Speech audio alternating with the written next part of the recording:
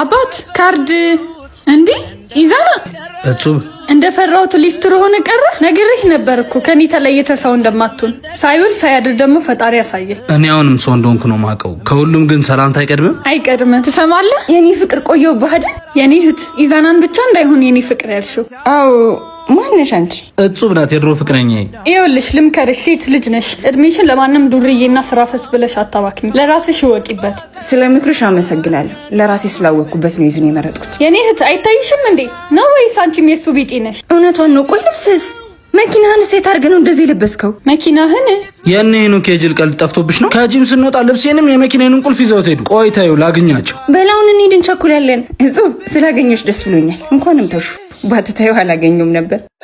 ቆይ እንዴት? አይ እጹብ ሰው እኮ ይቀየራል። አንቺ ግን የሰው ከፍታው እንጂ ውድቀቱ በዚህ ልክ ሊያስደስትሽ አይገባም።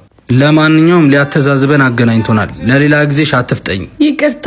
ችግር የለም ይቅር ብዬሻለሁ። ክርስቶስ ካስተማረና በተግባር ካሳየን ክርስቲያናዊ ስነ ምግባር አንዱ ይቅርታ ነው። ለሰው የሚያዝኑና የሚራሩ ክቡራን ናቸው። እኛም በቻልነው አቅም በሙታን ሳማር ቅዱስ ሚካኤል አንድነት ገዳም የሚገኙ አባቶች የተጀመረውን በዓት በማስጨረስ ከፀሐይ ከብርድ ከንፋስ እንታደጋቸው። ለማገዝ በኢትዮጵያ ንግድ ባንክ 1044 25 98 391 በአብሲኒያ 14 10 29 444